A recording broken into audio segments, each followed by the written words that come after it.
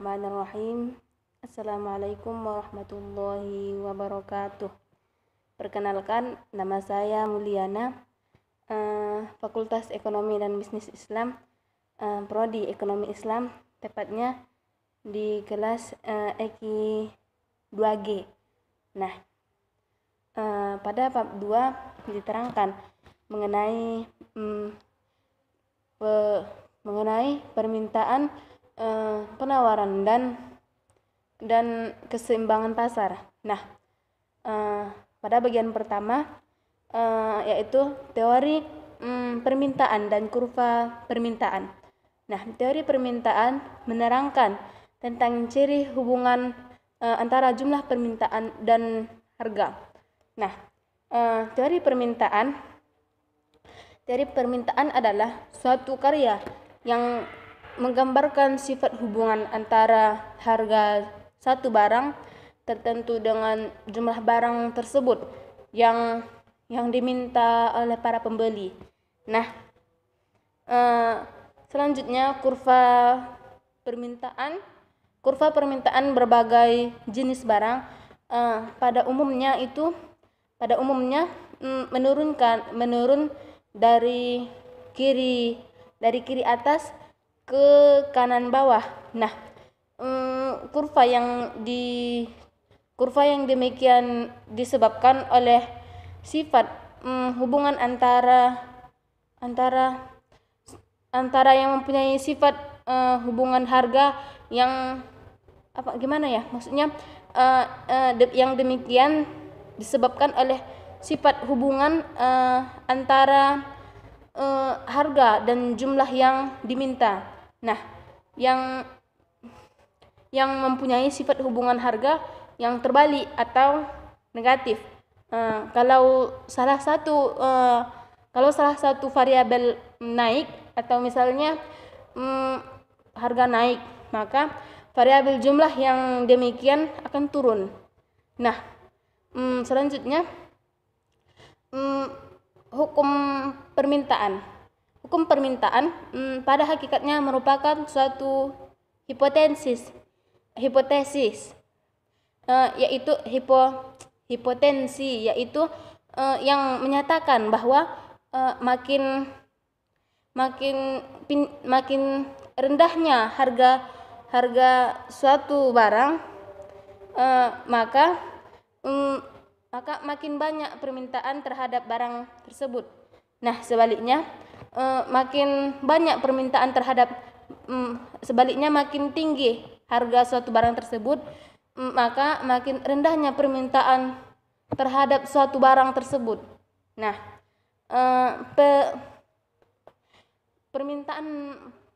permintaan pasar versus permintaan individual. Nah, kurva pertimbangan pasar menunjukkan bagaimana jumlah permintaan terhadap suatu barang berubah nilainya ketika harganya juga berubah gitu, dengan asumsi bahwa semua faktor lain yang memengaruhi keinginan untuk membeli barang itu tidak ada yang berubah gitu. Nah, permintaan pasar sebagai jumlah permintaan individual, yaitu jumlah permintaan pasar adalah jumlah seluruh permintaan pembeli individual gitulah pada masing-masing harga.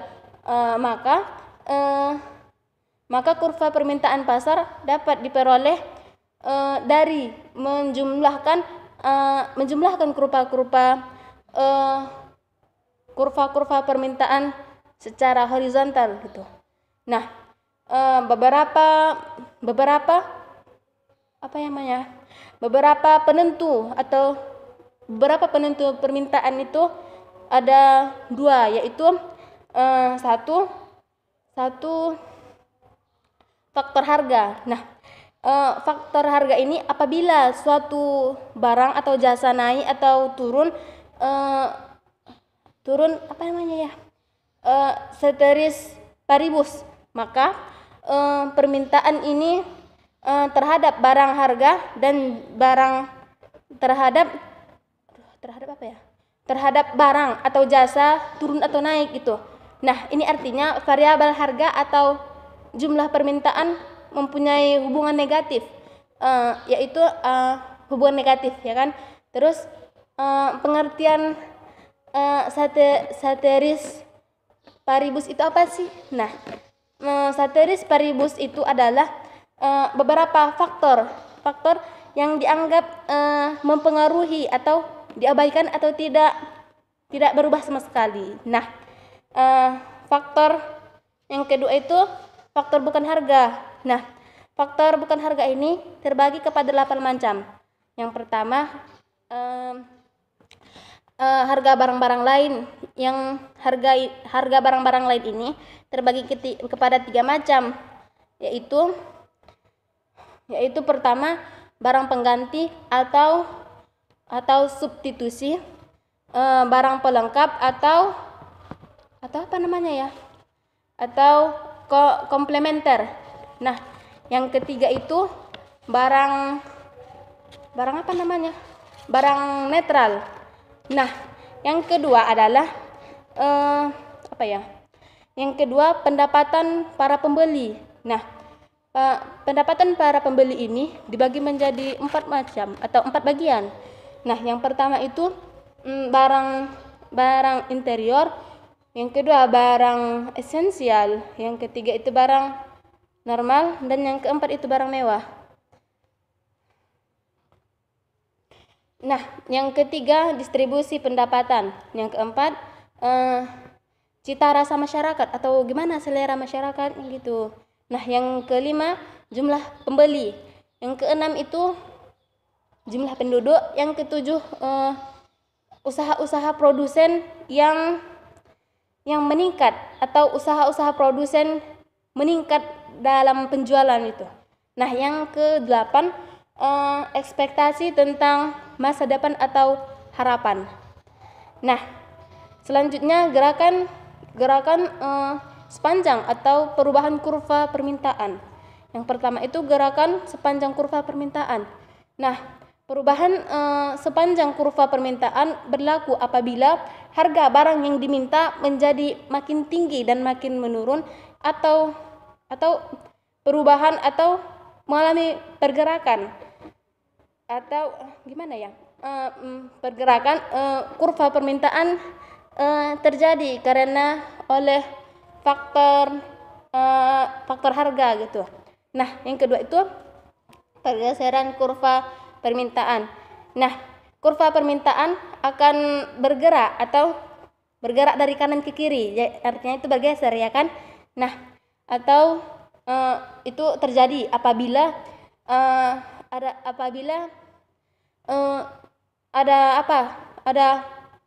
apabila terjadi perubahan permintaan yang ditimbulkan oleh faktor yang bukan harga.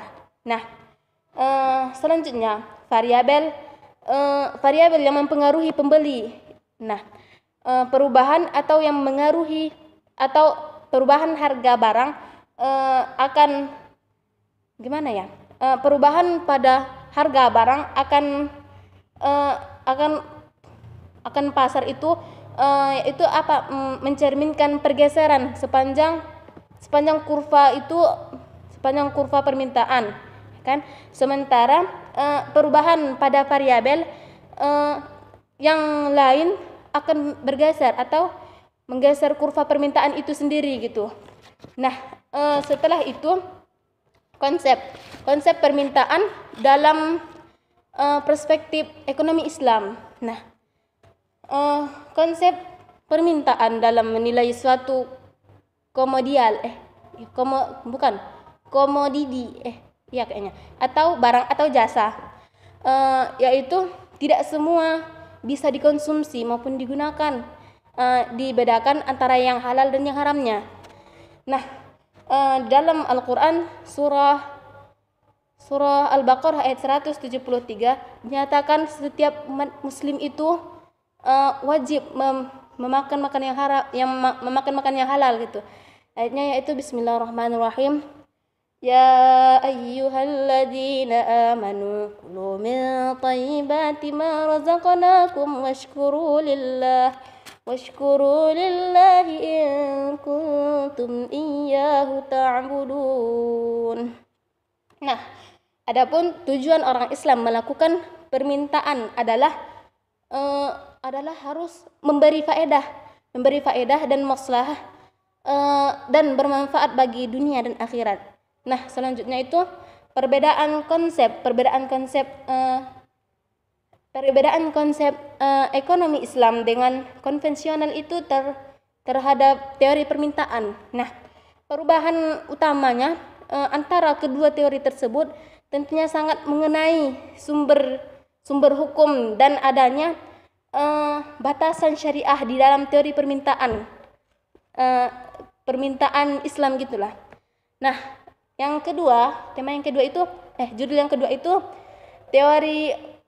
teori penawaran dan kurva penawaran. Nah, pertama itu hukum penawaran.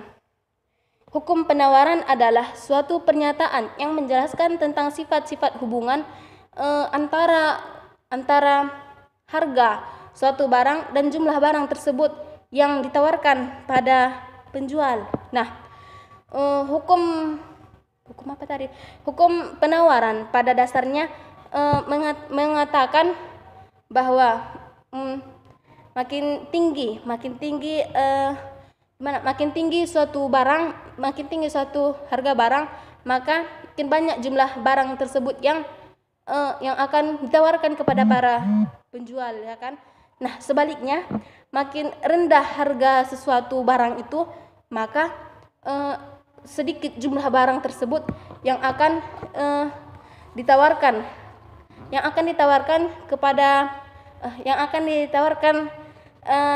seteris paribusnya gitu. Nah, selanjutnya itu kurva penawaran. Kurva penawaran yaitu kurva penawaran adalah suatu kurva yang menunjukkan hubungan di antara harga suatu barang tertentu yang ditawarkan. Nah, pada umumnya kurva penawaran menaik dari kiri ke kanan. Dari kiri bawah ke kanan atas. Nah, berarti arah pergerakan berlawanan dengan arah pergerakan kurva permintaan. Bentuk kurva penawaran bersifat seperti itu karena terdapat hubungan yang bersifat seperti itu karena terdapat hubungan positif di antara harga dan jumlah barang yang ditawarkan, yaitu makin tinggi harga, maka makin banyak jumlah yang ditawarkan. Nah, selanjutnya penentu penawaran. Nah, pertama itu faktor harga, hampir sama dengan yang tadi, yang permintaan. Nah, pertama itu faktor harga, dan yang kedua itu faktor bukan harga, terbagi kepada 6 macam. Nah, yang pertama itu harga barang lain, yang kedua itu biaya untuk memperoleh atau faktor produksi atau harga input gitu loh. Nah, yang ketiga tingkat teknologi atau tingkat teknologinya. Yang keempat harapan, yang kelima itu jadwal penjualannya, dan yang keenam itu tujuan perusahaan. Nah, gerakan sepanjang kurva penawaran dan pergeseran kurva penawaran maksudnya gerakan sepanjang kurva penawaran dan pergeseran kurva penawaran itu ada 3 yang pertama pergerakan kurva penawaran, yaitu berlaku apabila harga barang yang ditawarkan menjadi makin tinggi atau makin menurun, atau perubahan atau pergerakan kurvanya terjadi dikarenakan oleh faktor harga. Nah, jadi harga yang menentukannya gitu, akan berubah atau enggaknya gitu. Dan yang kedua pergeseran kurva penawaran, yaitu pergeseran kurva penawaran ke kanan dan ke kiri atau ke kiri gitu terjadi apabila terdapat perubahan yang ditimbulkan oleh faktor bukan harga seperti harga barang lain, biaya produksi dan faktor lainnya. Nah, penawaran di dalam Islam. Nah, di dalam Islam penawaran selalu merinci tentang spesifikasi barang dagangannya. Nah, sampai-sampai harga belinya pun gimana tuh disebutkan dan menawarkan dengan harga barang tersebut dibeli gitu dan dan yang akan diperoleh olehnya. Nah, yang ketiga itu titik keseimbangan atau equilibrium pasar. Nah, pada harga keseimbangan jumlah barang yang rela dan mampu dibeli sama besarnya dengan jumlah barang yang rela atau yang mampu untuk dijual gitu. Nah,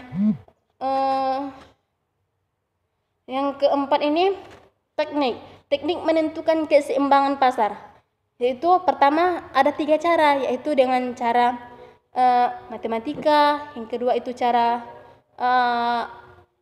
grafik, yang ketiga itu cara angka. Nah, yang pertama itu secara matematika. Nah, secara matematika ini telah diterangkan bahwa keseimbangan pasar dicapai apabila kuantitas yang dipinta itu sama dengan kuantitas yang ditawarkan dengan syarat bahwa QD sama dengan QS. Nah, QD itu jumlah permintaan, sedangkan QS itu adalah penawaran. Nah, selanjutnya itu ada yang kedua, yaitu secara grafik, yaitu dengan cara menggambar grafik. Kita menggambar grafik seperti dalam pembelajaran matematika. Nah, yang ketiga itu secara angka, yaitu dengan membuatnya seperti membuatnya dengan tabel gitu. Nah, teknik dalam menentukan keseimbangan pasar ini yaitu perubahan keseimbangan pasar terjadi apabila ada perubahan permintaan atau penawaran jika faktor yang menyebabkan perubahan adalah harga keseimbangan akan kembali ke titik awal. Tetapi jika yang berubah adalah faktor-faktor ceteris paribus seperti teknologi atau sisi penawaran, nah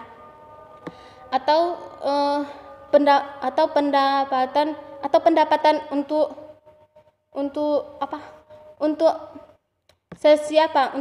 sisi permintaan gitu. Untuk sisi permintaannya keseimbangan tidak kembali ke titik awal, tidak akan ke titik awal lagi dia. Nah, demikianlah yang dapat saya jelaskan mengenai permintaan, penawaran dan keseimbangan pasar. Lebih dan kurang mohon dimaafkan. Wabillahi taufiq wal hidayah wa ridha wal inayah. Wassalamualaikum warahmatullahi wabarakatuh.